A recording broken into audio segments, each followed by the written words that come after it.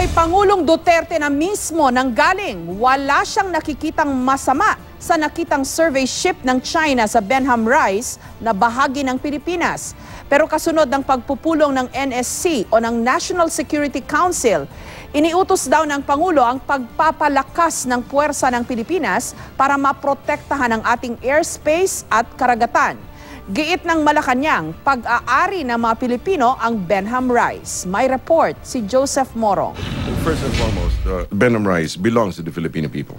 Diretsahan na naging pahayag ng Malacanang matapos sabihin ng China na hindi pwedeng angkining teritoryo ng Pilipinas ang Benham Rice, isang plato o talampas na nasa ilalim ng dagat at sa lapad ng Cagayan hanggang Bicol.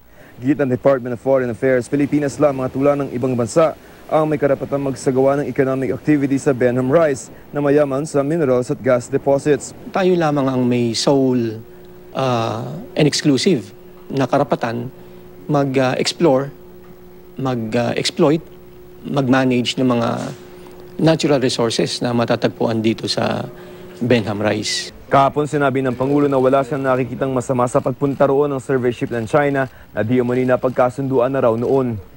Wala, pinapalaki lang yan ng, I don't know, walang gusto dyan because it had our, we previously agreed that they can, research ship naman yung ano.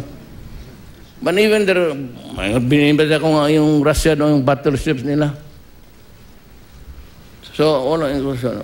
Kung titingnan sa mapa, malaking bahagi ng Benham Rice ay nasa loob ng 200 nautical miles na exclusive economic zone maging ng extended continental shelf ng Pilipinas. Ibig sabihin, ayon sa DFA, bahagi pa rin ito ng ating maritime territory kung saan may sovereign rights at jurisdiction ng Pilipinas. Ito talaga indisputable dahil walang ibang bansa na nag-overlap ang claim dito at inaward na nga ito sa atin ng United Nations Commission on the Limits of Continental Shelf. Sa pulong ni Pangulong Rodrigo Duterte at ang National Security Council o NSC kagabi, iniutos ng Pangulo na palakasin ang pwersa ng bansa para maprotektahan ang ating airspace sa territorial waters. May orders to my military. You go there and tell them straight that this is ours, but I say it in friendship. Siguro we will also make a survey kung ano talaga yung lawak ng area na yan. In the meantime, we will send siguro yung patrols natin and then we will study what can we put there.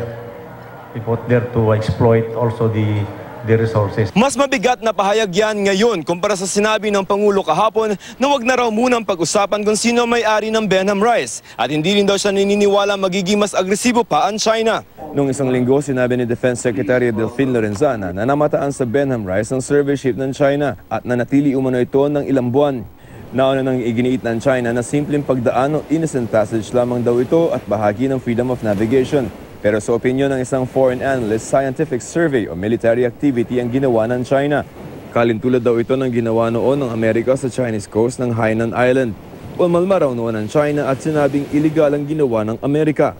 Pero nang gawin ito ng China sa Pilipinas, ikinigit naman nilang innocent passage lamang ito. Nirerespeto naman daw ng ating pamahalaan ng freedom of navigation. Pero wala raw ibang bansa na pwede magtayo ng istruktura sa Benham Rice.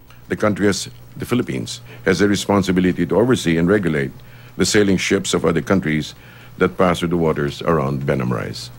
Sa isang pahayag, sinabi naman ni dating Foreign Affairs Secretary Albert Del Rosario na hindi dapat ipagpalit ang seguridad ng bansa sa isyung ito.